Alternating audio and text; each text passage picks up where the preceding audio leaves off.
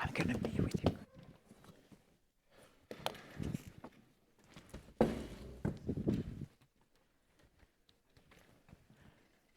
Okay, can you guys hear me? Yes. Hi everyone, my name is Pasi Kankaanpää. I'm a head of biological imaging here at Turku Bioimaging, one of our local organizers. It's my great pleasure to chair this next session, which is a little bit of a special one that takes us sort of smoothly from the core facility day towards the actual ELMI itself that will then begin after this.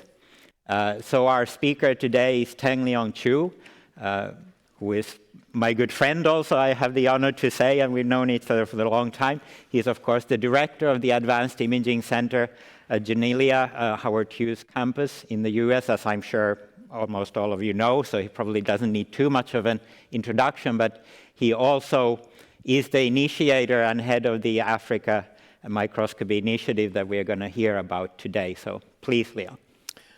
Thank you, Pasi. Can everybody hear me okay? All right, great. First of all, thank you for having me here. Turku is almost like my second home. I don't remember how many times I've visited this city, and every single time I enjoyed it immensely. So I really appreciate the opportunity to come here again, especially to see so many familiar faces. So it gives me great pleasure to introduce to you, some of you may have heard this talk online before about Africa Microscopy Initiative. This is something that I actually started right before the pandemic. So this is everything that you have seen, that you're going to see basically in a way is something that we have done during the pandemic time. And as Stefan has given away my punchline, the short form for Africa Microscopy Initiative is AMI. For those of you, many of you here speak French, you know that that's the word for friend. In a way, not only this is the tip of the hat for nearly 40% of the African population who speak French, more importantly, this is truly a friendly gesture in a way through microscopy. Usually when you hear my talk, I talk about AIC at Janelia. So these are the imaging center that basically make a lot of the Janelia developed instrument available to the world. Looking back, the past 8 years or so, since the AIC inception, we have received proposals from all over the world, 6 continents. The only missing continent is Antarctica. I usually use this map to sort of show how, widely accessible the AIC technology is. Today, I'm actually going to flip it around to use this map to show you that the AIC has failed in a very important aspect. And if you look at this map, the AIC for the past 8 years has catered predominantly to the upper income countries.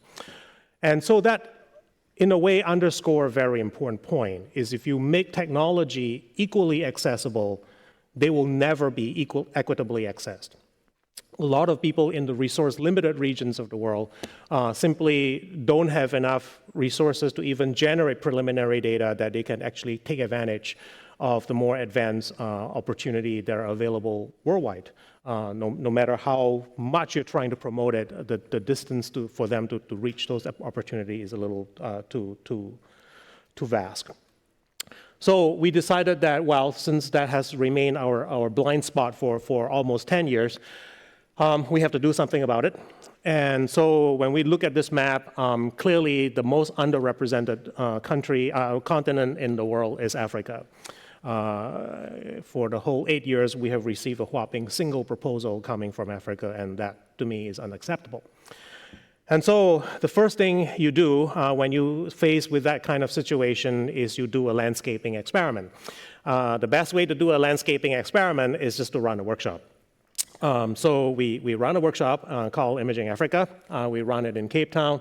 And I'm very happy and in fact, grateful that Janelia, CZI, and the Gordon and Betty Moore Foundation, as well as the CIDRI at University of Cape Town, has put in quite a bit of funding to support this workshop.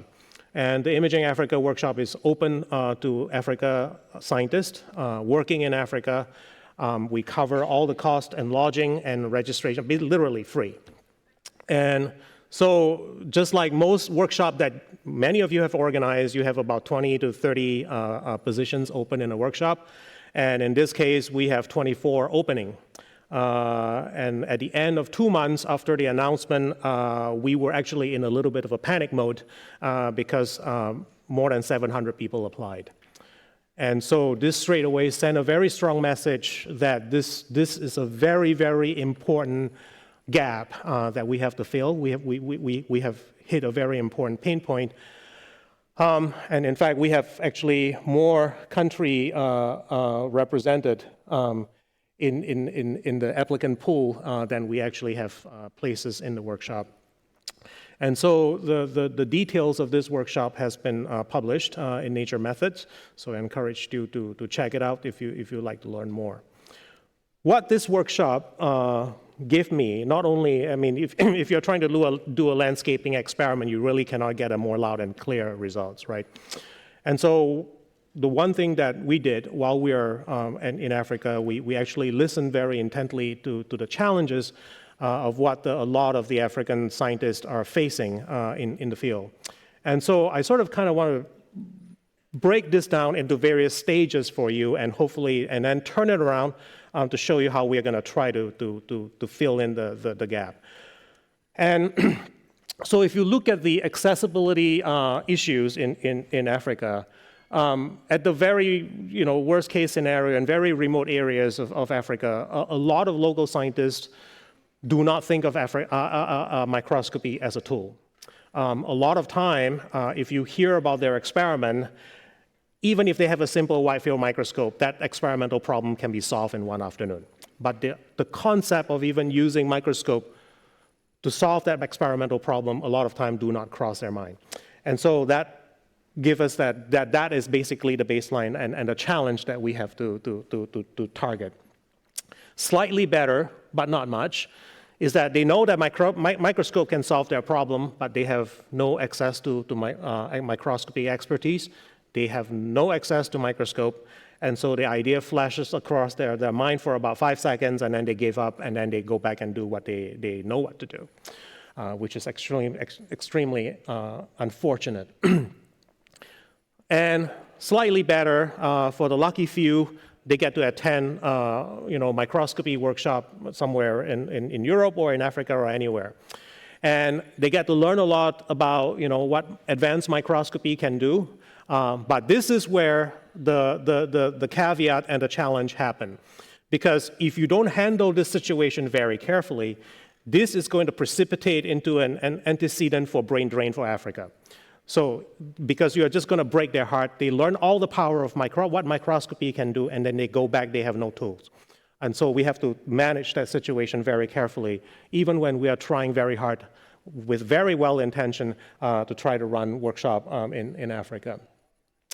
And in more affluent cities in Africa, scientists do have access to collaborative microscopy resources, right? In certain center of excellence in big cities, they certainly do have access to microscopy. And this is the biggest irony of them all, is just that all scientists in Africa have access to all the major microscopy resources anywhere in the world, in EMBL, at Janelia, anywhere, just as an example. So if you look at this 5 stages of accessibility problem, we're dealing with a very serious vicious cycle. And so if you're dealing with a vicious cycle, you cannot just tackle one step at a time. You actually have to hit all of them simultaneously, otherwise any single step is going to drag you back to square one. And so what we're going to do is to start working ourselves backward on these 5 stages to see if we can strategize to come up with some sort of an approach that we can tackle all these problems simultaneously. And luckily, step 5 is done, right? And so now we have to start with step 4. So what we want to do is to see whether or not we can create a Pan-Africa, completely open access microscopy center, and that same center can also serve as a collaborative center, and more importantly, as a project incubator, so that if there is any good project that is potentially high impact, they can be given the right time, the right amount of time and resources so that they can actually proceed to step 5. But we are going to also create instrument distribution program, a few instrument is not going to solve any problem in a continent as big and complex and diverse in Africa. So we need to, flood the community with more microscopes. And then the next step is that we're going to continue to run our Pan-Africa workshop. Not only that, we are also going to create some satellite workshops so that we can continue to amplify those educational programs. And then when we get to level 1, what we need to do is to really ramp up the train-the-trainer program and also create more webinar series that are contextualized for Africa scientists. So all these programs, in a way, constitute the 6th pillar of the AMI program. And so it has the AMI Imaging Center, the Project Incubation Center, the Program for Equipment Exchange and Reutilization, the Imaging Africa Partners in Teaching, as well as the webinar series. So I'm going to go through them one by one just to show you what we have devised so far. So let's start with the Imaging Center. So this Imaging Center is going to be modeled after the AIC operation at Janelia. And so this is a truly open access microscopy center that is open for scientists working with nonprofit organizations on the continent of Africa. And it is accessible through peer review proposal only, just like the AIC. And then more importantly, it will be accessible at no cost. Again, just like the AIC, but we're going to take it one step further, is that we're actually going to cover the travel of the scientists whose proposal have been accepted. What we also think it is important is that at Janelia, we also usually give the visiting scientists about 2 to 3 weeks. Here, we're going to give the visiting scientists at least 2 to 3 months so that they actually have time to develop their project. And it's not just microscopy center. There's going to be, incubators, there may be PCR machine, there may be all sorts of stuff so that they can actually slowly develop that project by giving them enough time. And more importantly, the same center can serve as a collaboration center. The culture of collaboration in Africa is usually outward-looking. If you ask most African scientists who do have collaboration, they tend to collaborate with their peers in North America, in Europe, or in Australia. Sort of the grass is always greener on the other side kind of syndrome. But there are actually a lot of excellent scientists in Africa, and they rarely collaborate with one another. So one of the things that we would like to do is through the AMI Imaging Center, we are going to try to encourage and promote collaborative proposals. So if a proposal is jointly submitted by 2 or 3 PIs, especially if they're from different institutions, everything else being equal, we will view them more favorably. Now, the same imaging center, as I've mentioned before, can also serve as a very powerful project incubator. And in that sense, it will facilitate the development of potentially very high impact projects. The fact that some projects are not, fully developed to take advantage of very advanced microscopy technology doesn't mean that those projects have low impact. They just need time to develop. So we're going to give them time, give them the resources to develop, so that we can pave the way for them to use any emerging technologies in other parts of the world if such a need arises. And then I'm going to skip through peer first, and then I'm going to go to Imaging Africa first. So you may have heard this morning as well from Karen, and just also I've mentioned the Imaging Africa workshop. We're going to continue to run this Imaging Africa workshop. The next one is going to be in October of this year. And instead of just staying in Cape Town, we're going to take that workshop on the tour. We will likely target the western part of Africa next after this year. And then more importantly, we are also going to work with local scientists to create more regional satellite workshop with more focused emphasis. And what I mean by that is you can imagine that we can run a satellite workshop with microscopy in malaria, for example, so that people can actually bring their sample. We can actually not only teach them microscope, but we can also teach them sample preparation by bringing in a malaria expert, for example.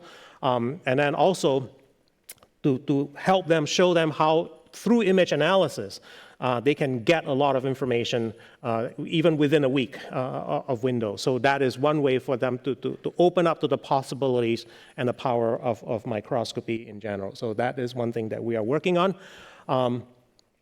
And then the next thing is something, the reason why I'm here is because the next step can involve all of you, and there's money involved. And so that is the Partners in Teaching program. AIC cannot do this whole thing ourselves. Again, Africa is big, so we need the whole world.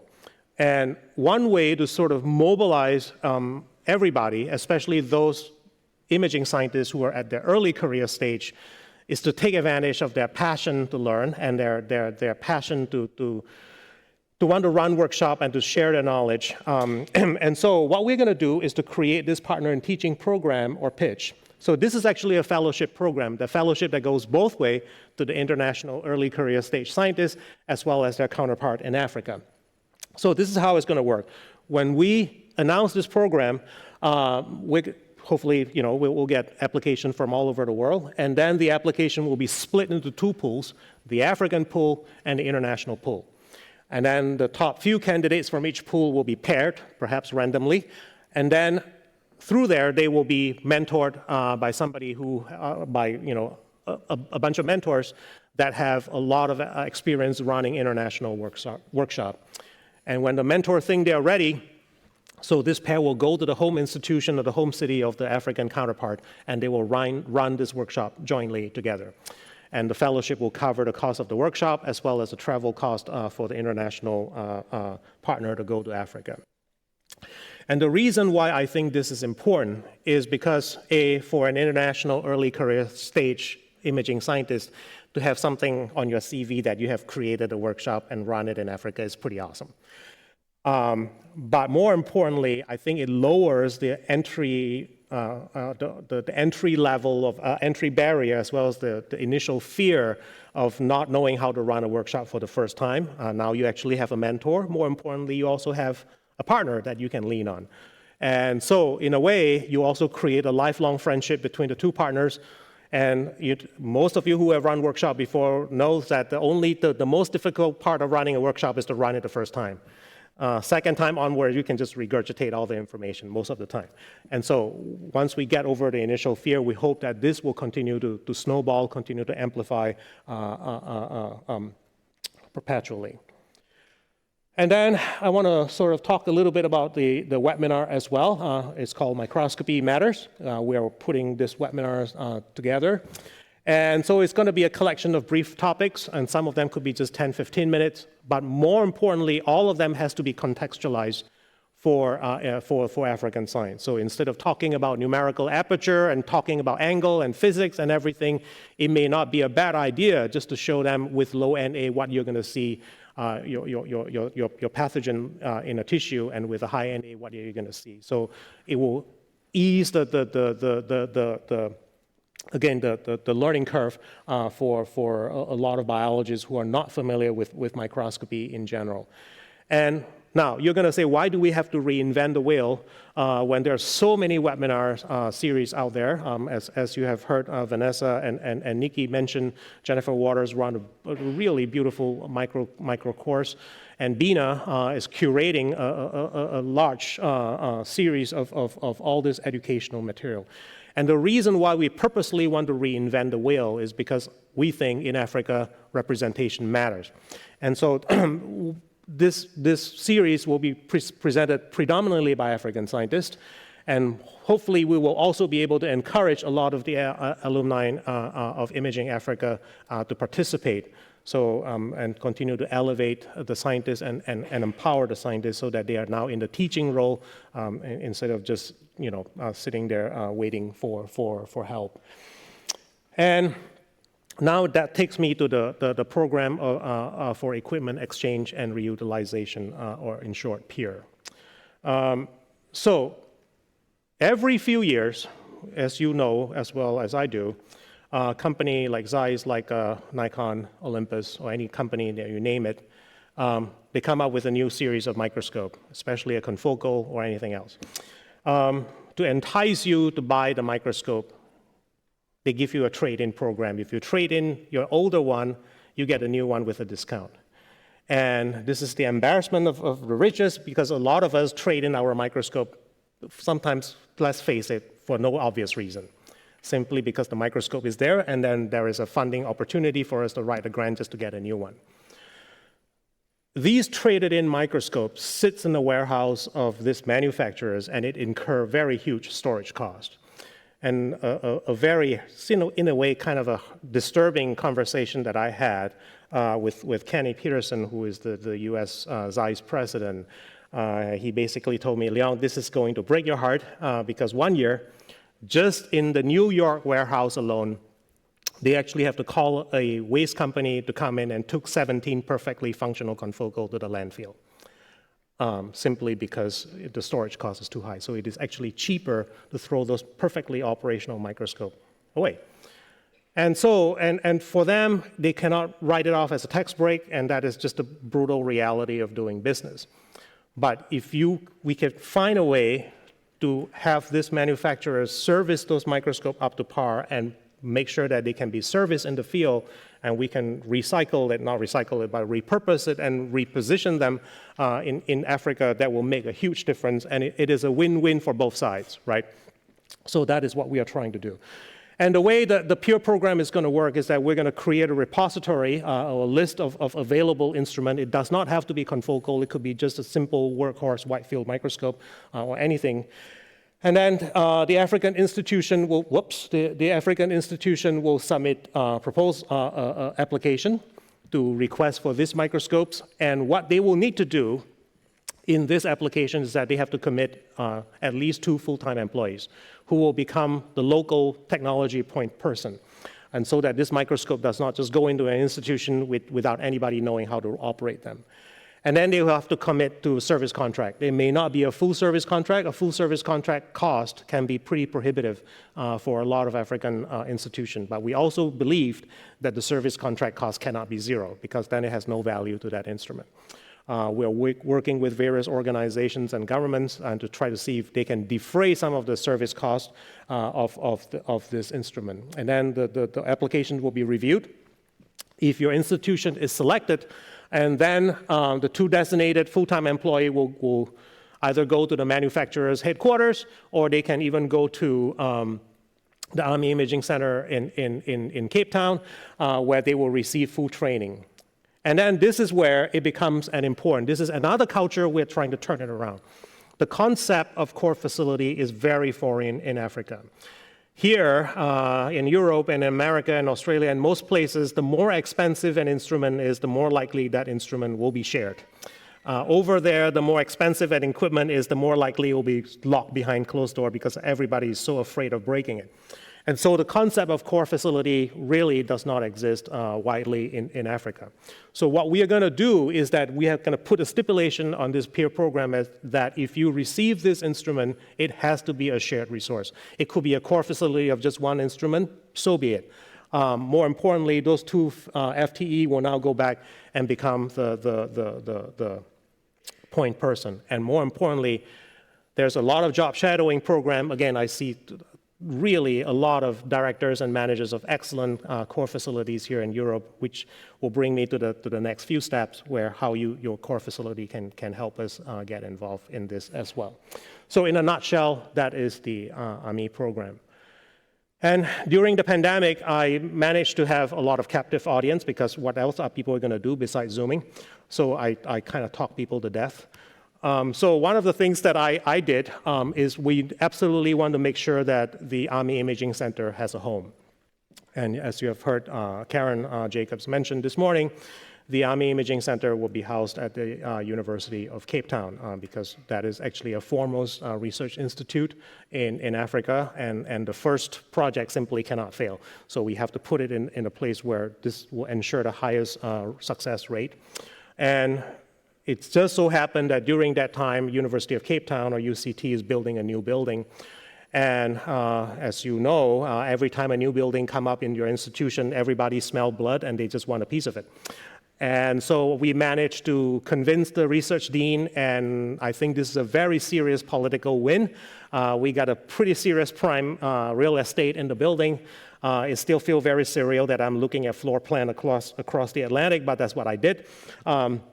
So we actually managed to have a space for it. And so there are a lot of other partners, and I'm going to go through them and just to show you how they are involved. So let me start by talking a little bit about IDM, or the Institute for Infectious Disease and Molecular Medicine in UCT. So this is going to be the home of the imaging center. So UCT will provide housing support for visitors, and they are going to also provide administrative support for the Army Imaging Center. And I've mentioned before, they are also going to provide space allocation. And they are so inspired by this whole idea that they have actually decided to start thinking about how to create a master's and a PhD program in imaging science. Many of you know that there are only 2 such similar programs in the world, to the best of my knowledge. One of them is in Galway, Ireland, and the other one is right here in Turku. And so if they successfully manage to pull this off, they would have beaten a lot of countries, the United States included, which is just awesome. And then I also advise them that I think it's not a bad idea to also create a PhD or a master's program in image data science, especially with the focus in infectious disease. And then the program will also expose a lot of the young African scientists who really don't have microscopy or core facility career track on their radar, but we're going to purposely create exposures for them to understand what they can do in academic setting, in core facility setting, as well as industry setting. And you cannot do this without industry partners as well. And I happen to have 2 very good industry partners, and Tissuenostics and Zeiss, both of them are here. Tissuenostics and the CEO of Tissuenostics, Rupert, probably in the room right now, and has contributed his very powerful Tissuenostics cytometry software to the imaging center. And I want to also discuss a little bit more about what Zeiss is doing. They're going to continue to provide support for the Imaging Africa workshop. And then they are going to actually donate quite a few of the teaching microscope, actually quite a lot of them. And then they are going to also be in charge of the logistics of distributing the instruments or shipping the instruments, especially under the peer program. And then they will provide support for the Army Imaging Center.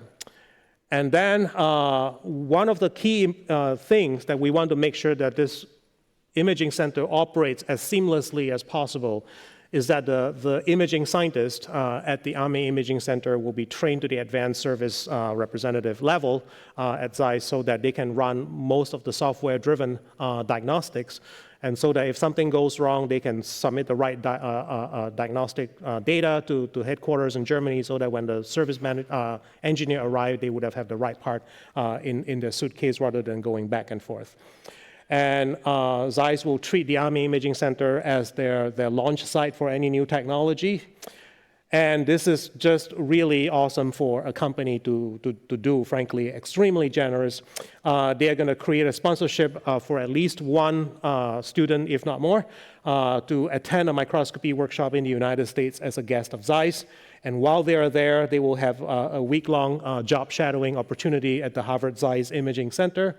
And they are also going to create a scholarship to help support the PhD program. So that is actually quite a lot for a company to contribute. So any Zeiss representative in here, thank you very much.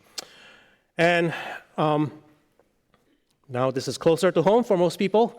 I spent a lot of time talking to EuroBioImaging, especially France Bioimaging. Again, you cannot go into Africa without leveraging the support of our French peers.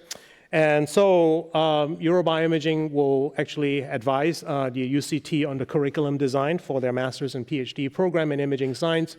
We're hoping to also create student exchange program, not only for African scientists, young scientists to come to Europe, but more importantly for European young scientists to go to Africa to understand the kind of research that they are working on, because that is actually a lot of untapped opportunity and a lot of unanswered biological questions that can actually open up quite a lot of research opportunity. And they will EuroBioImaging will definitely be involved in the pitch program.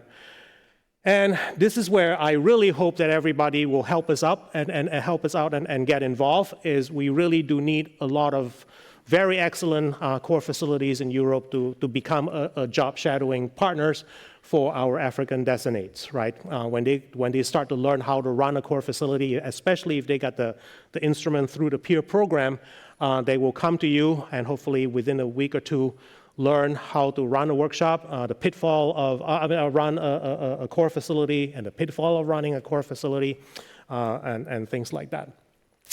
And then EuroBioImaging will collaborate with AMI to create online curriculum and also aim at increasing microscopy awareness for life scientists, and so on and so forth. And then you have heard Karen mention this morning about Africa the Bioimaging Consortium, or ABIC. This is, again, I think, a monumental achievement for the microscopy community in Africa. Within a short time of about a year, they actually managed to organize the microscopy community. This is basically the BINA equivalent of Africa. And they are a network of African imaging scientists. They are creating an online educational tools. Actually, in fact, this is a very well curated and quality controlled online educational tools that the whole community work together to create.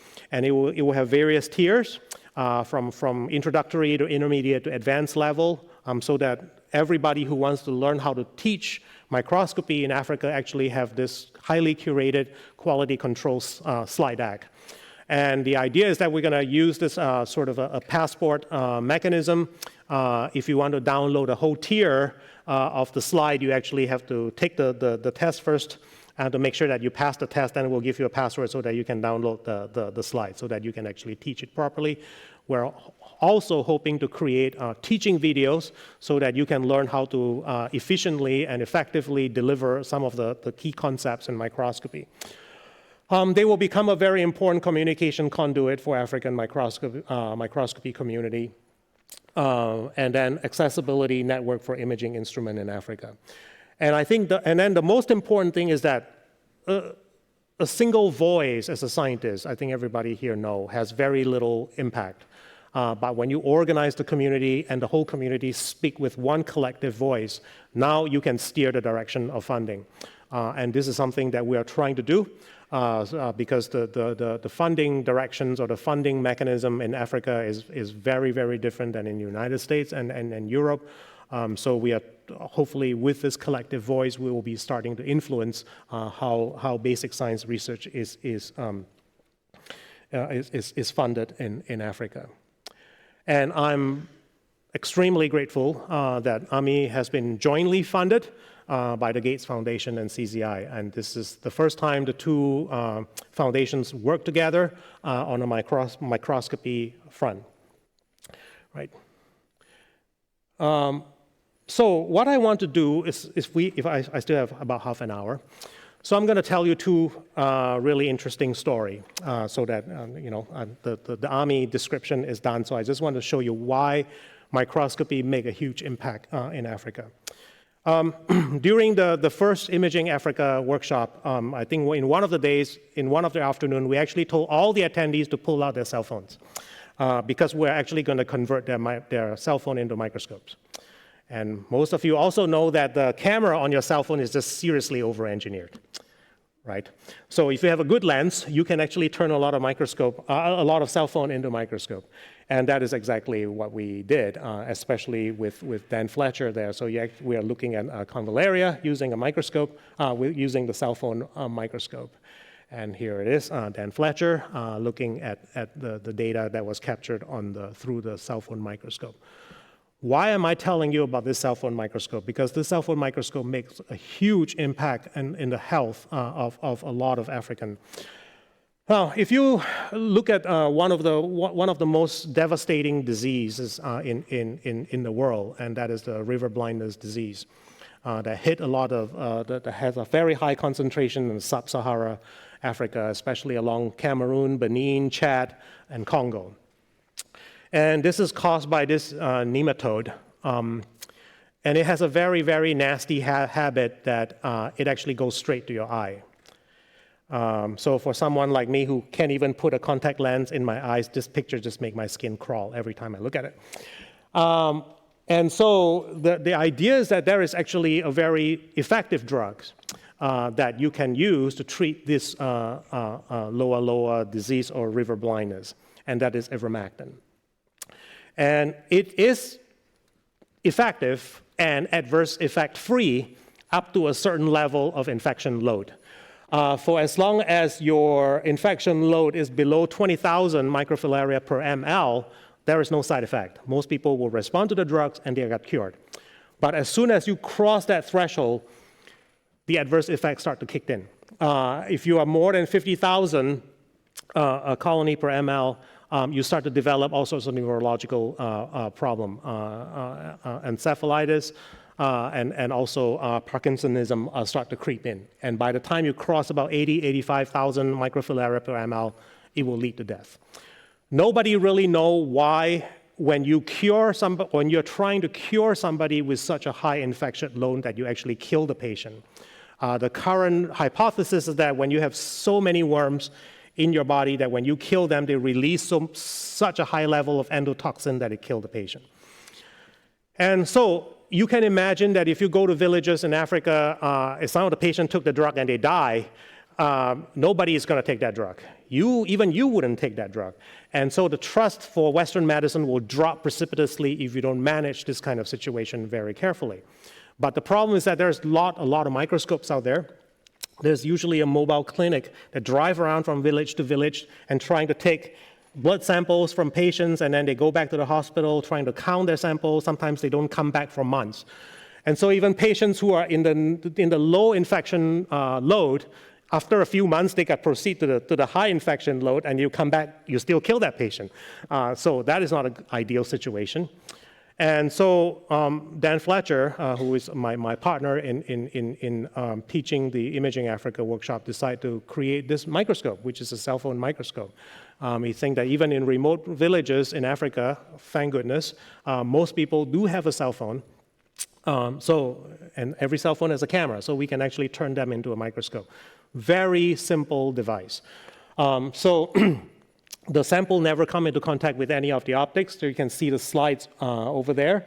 And then you just slide it in, and then the cell phone will take a video, in fact. And if I play this, you may see something wiggling in the sample. Some of you may see it, some of you may have missed it. But they created an app. There is always an app. And when they play the app, they can actually see the worm crawling. So they actually check to see how accurate the microscope app can actually quantify the microfilaria concentration in the blood. And the x-axis is basically counted by human, and the y-axis is pretty much counted by the app. So they are pretty reliable. And so the idea is that if you're below 20,000 microfilaria per ml, they will treat the patients. If you're above, they won't treat, and they will manage the patients separately. And within 3 months, they examined 16,000 patients, and 15,200 of them was treated with ivermectin and recovered from it. Only 350 patients were excluded from the treatment. But if you think about it from another angle, without this microscope, the 350 patients would have prevented the other 16,000 people from being treated. And that is the power of microscope. In fact, this really underscores the power of microscopy. And in that, it is so powerful that microscope doesn't always have to go into nanometer or even angstrom resolution to make an impact. A microscope does not always have to generate terabytes, tens of terabytes after tens of terabytes of data per experiment to make an impact. In this case, it make an impact simply because Dan Fletcher cared enough to devise the right tool and put it in the right hands in the right place. And hundreds of thousands of people are saved. And we have to think about that in a way. And for those who are designing microscope here in the audience, think about whether or not this is something that may fit your engineering project, or is something that you would like to get involved. Please feel free to talk to us. And the last story is about an outreach within an outreach when we were in Africa teaching the workshop. As ritzy and beautiful as Cape Town is, when you arrive in Cape Town, from the airport until the very beautiful part of Cape Town, you actually have to drive through tens upon tens of kilometers, sometimes, of this township. And this is the remnants of probably one of the most cruel and oppressive social engineering experiment ever performed, and that is the apartheid. And even though apartheid was abolished in 1995, after you have put generation upon generation of people in a neighborhood like this, they don't have a lot of upward mobility. But just like every other human population is a bell curve. Inside this population of very, very underprivileged, almost socially sidelined population, there are always very bright kids that has very, very high potential. And so there is this youth group, actually quite a few of them, and the one that we work with is called EWAZA. And they go to the local high school, talk to the high school teacher, and see if there is any high potential kids that can use a helping hand. And so they identify this high school kids, and then they basically show them how they can use social media to learn a skill, and also to use social media to tell their own story about the struggle with diseases, about the struggle with crime, and about the struggle with poverty and social injustice in this neighborhood. So that down the road they can make a living. And more importantly, by telling the story of the impact of Western medicine, they can start to convince a lot of the parents or the relatives who are skeptical about Western medicine to start adopting, to pay more attention to Western medicine. So when we're in Africa running the workshop, we thought, well, we have 24 crème de la crème students and postdocs who are well on their way to a very successful career trajectory, right? They're already in grad school, some of them are in postdocs, actually some of them are even lecturers. What better role model can we possibly find for these kids? So one of these days, one day, we actually brought the kids into the workshop, joined all of us for lunch, and then we even give them some fun lectures. This is Dan Fletcher's silhouette, where he was talking about taking selfies of cells using the microscope. And every one of them also received an Imaging Africa backpack. And in fact, some of the local graduate students were so thankful and grateful that they have this opportunity to interact with the kids, that they actually use their own money to buy stationery, buy juice boxes and cookies, and stuff the backpack for these kids. But inside every backpack, there is this Origami Microscope. Many of you have heard of it. That was developed by Manu Prakash in Stanford. So we actually turned that into a competition and see who can fold it faster. And the goal is that not only to expose them to microscopy, but more importantly, they actually, all of them, get to take one microscope home and show it to their friends. So this is a pretty fun experience. And with that, I'm going to leave you with probably one of the most beautiful images I've ever taken in my entire career as a microscopist, and it is taken with a cell phone. This is a township kid looking through the microscope for the first time. And it really accentuates this, intangible yet absolutely unmistakable power of microscope to inspire imagination, to actually spark curiosity-driven exploration. But more importantly, it served as just a beautiful reminder, I think, for all of us of how lucky we are, especially every single one of us in this room, of how lucky we are that we actually get to wake up every morning and do what we do. So thank you for your attention.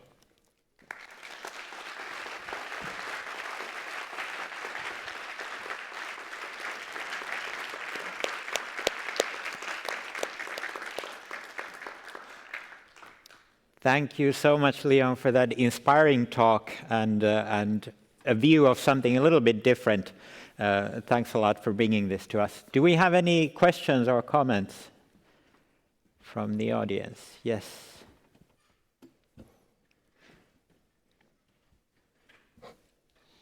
Hey, Leong, it's Alison. You can't see me. Hi, Alison.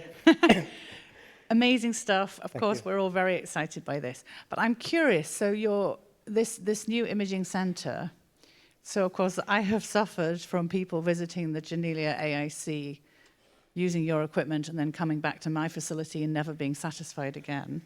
So when you say it's going to be modeled on the AIC, I assume you don't literally mean that it's going to be... It's all commercial instrument. It's all commercial. It's all commercial instrument. In fact, there will be tissue gnostics microscope, there will be Zeiss wide field microscope, and you know, just basically truly workhorse, robust microscope. And the idea is, again, using them as an incubator. If they really need to go somewhere, they now have the awesome preliminary data that can pave the way for them to go. Excellent. Yes. Thank you. And then there is, wow, I never realized how bright this light is.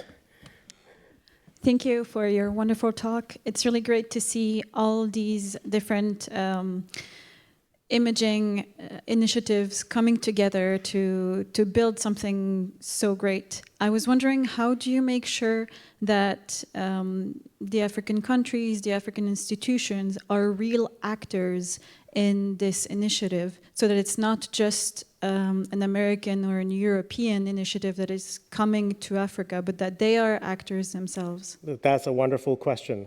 In fact, this is actually the largest grant I have ever being awarded, that I completely relinquished my principal investigatorship. And the PI of the grant is actually 2 African scientists in Africa. So that's number one. Number two, and this is a real challenge. I'm not saying that I have the solution. Precisely because there is not enough core facilities in Africa. And we all know, to drive something like this, you need imaging scientists, you need core facility people to actually have the energy and has the focus and has the vision to drive it. A biologist will never going to, because they're going to be focusing on their biological problem. And unless we fully change that culture, we will never completely tackle that problem. But if we don't start, the problem will be there forever. It will persist. And so we are starting with the lowest hanging fruit possible and start with more, more established research centers of excellence, and trying to use them as the role model and show them that other institutions that if you adopt this model, you will actually rapidly empower your own research enterprise. And this is the good model to adopt. And so that it's very painstaking, but it is one thing at a time.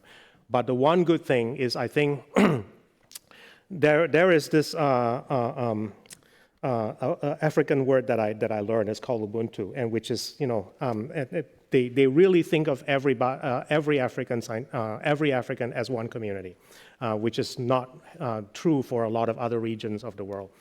And so this means a lot to them, for everybody that I've spoken with. And so everybody wants to be a part of it, not necessarily have the resources. So one of the things that we'll have to do is through ABIC, as Karen has mentioned, we really have to leverage that community to start changing the culture and changing the funding agencies. I know I didn't really answer your question completely, but that's the best I can do. Do we have more questions here on this side? Yes? Yeah. Once more, I fully appreciate your effort and enthusiasm and so on. I'm wondering where you got all the energy to do this. Still, I would have kind of one critical question. I mean, you made a very nice overview and very big plans how to improve imaging in Africa. But do you think that this is the biggest problem of science in Africa? So do you have the feeling that really African science is already kind of a relatively high level, but the only thing or one of the areas where they are somewhere behind the world average is imaging? So is it really imaging what they need? And actually, if I look also at your talk, I mean, at the beginning you started with the statement that you said that the fact that there was only one African project at the Janelia farm, that's something wrong and you need to change it. On the other hand, I would say that probably this very small, I mean this mobile phone-based microscopy and so on, probably it had a bigger impact than getting an additional African project to Janelia farm. So I am kind of questioning a little bit whether. Yes, thank you. First question, where do I get the energy and time? Sleep is overrated. And to be more precise, I have a wonderful team that actually can handle the AIC and let me free up my time to focus on these things that I feel very passionate about. I'm going to have a gentle pushback on the point that you make.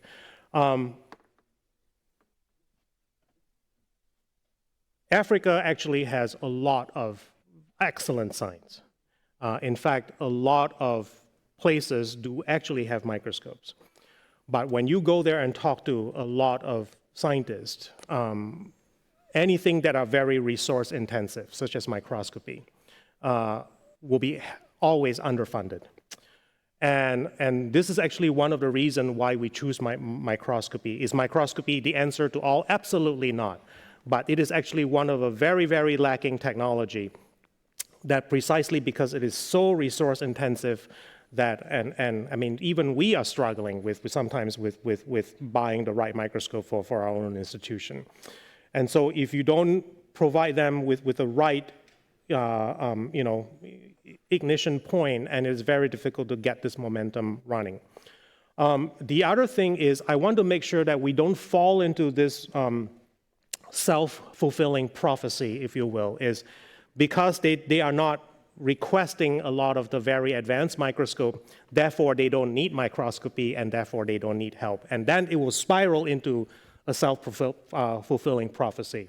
And we have to be very careful about that.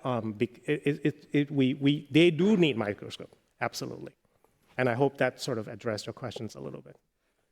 Yeah, thanks a lot. Then we have a question up here. Hi, Leong. Thank you. I've seen your talk, so I know it's excellent. Leong, do you mind if I add a response to that question? So for those who missed my talk earlier, I'm Karen. I think I might be the only representative from Africa here.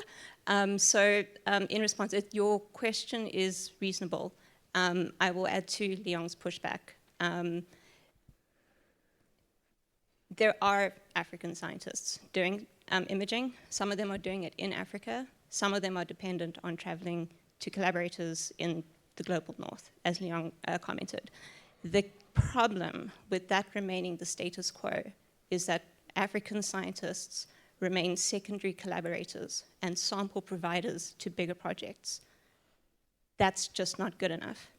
Having local access to research infrastructure, and no, it's not just microscopy. There are similar initiatives launching with regards to things like mass spectroscopy and other resource-intensive technologies.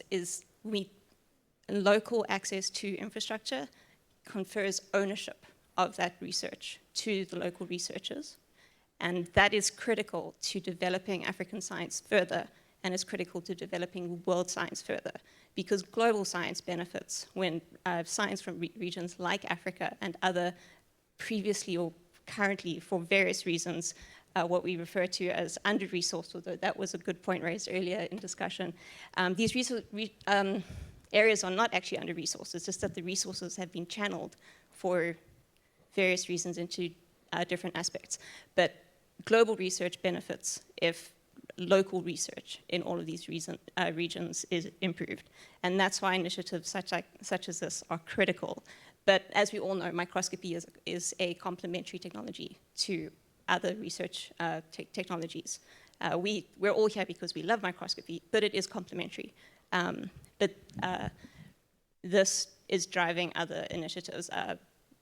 AMI and ABEC are already in intense conversations with, for example, the African Academy of Sciences in partnership with ABRF to build research infrastructure as a whole across Africa because of Leong's passion and other people's passions for driving initiatives like that. And that's an impact that can't actually be understated. And we haven't even gotten started yet. Thanks. But thank you Sorry for that about question, so for the opportunity to elaborate the point. I think that's a very important question.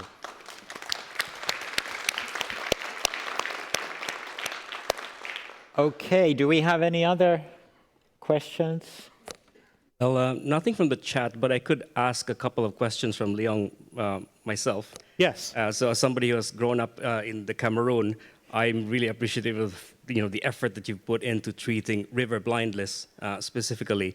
But It is Dan Fletcher. I'm not taking the credit. And then bringing that relatively simple technology, to help people. But anyway, I was curious to know, do you need an internet connection to get that phone app to work? And where does the detection happen?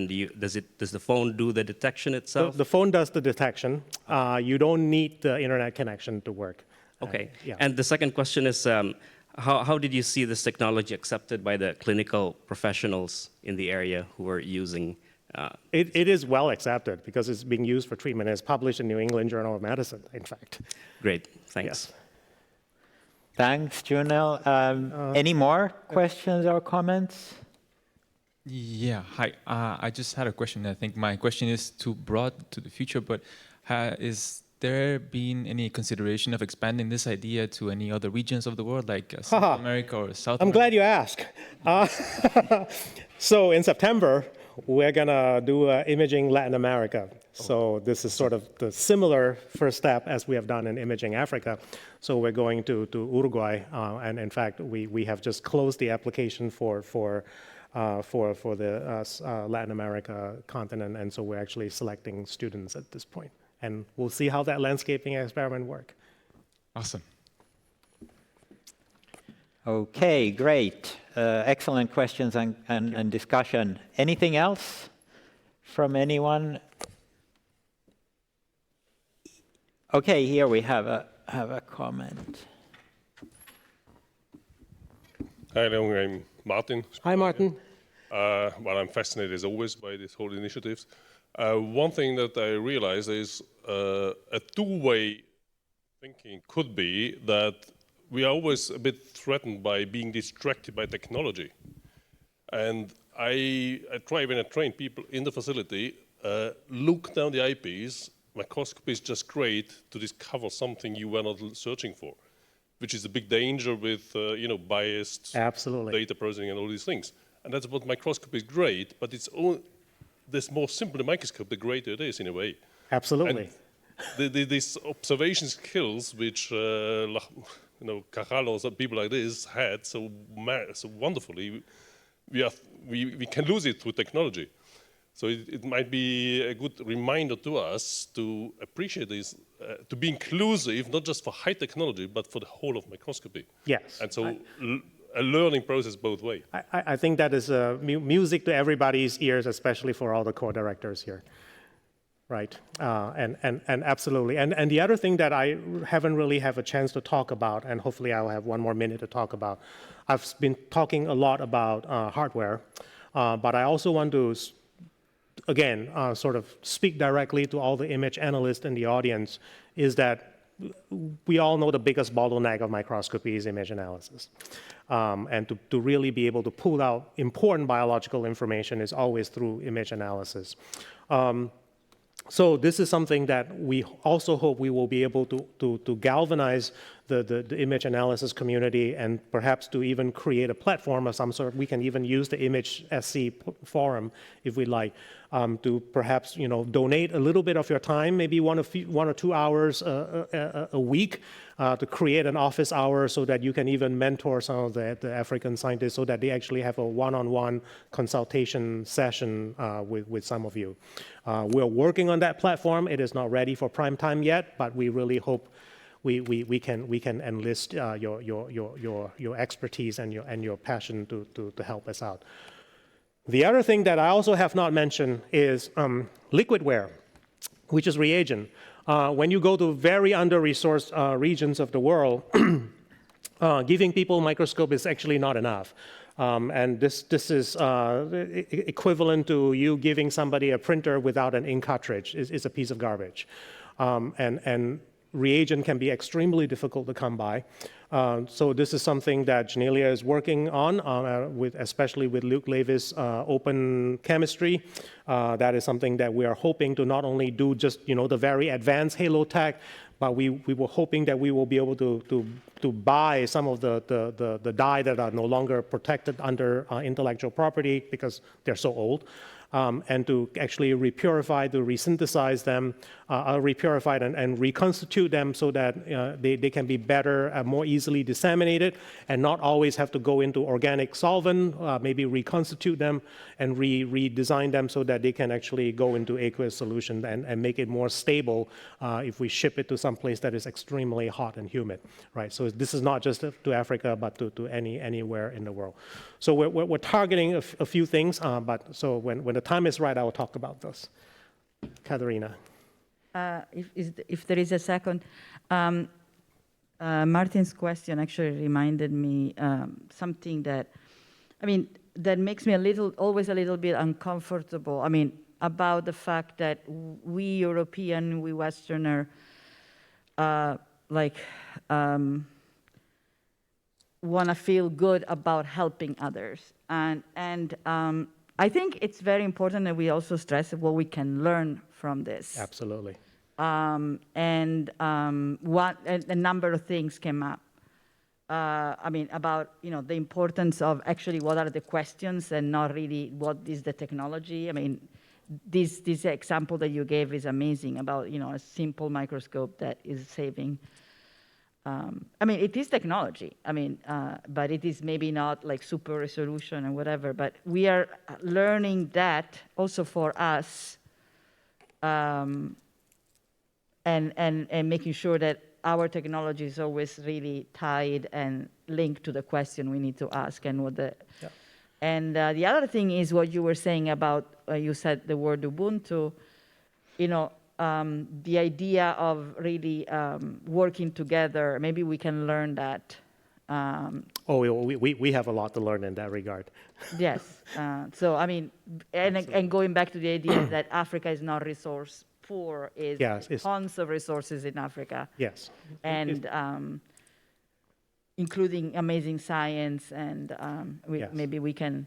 Another thing that we can all learn from them is how well they can actually manage really, really good science with very scarce resources. Yeah. Absolutely. Thank you very much for that point. Thank you so much, everyone, and especially Leon for the wonderful talk and the discussion. Let's give one more round of applause.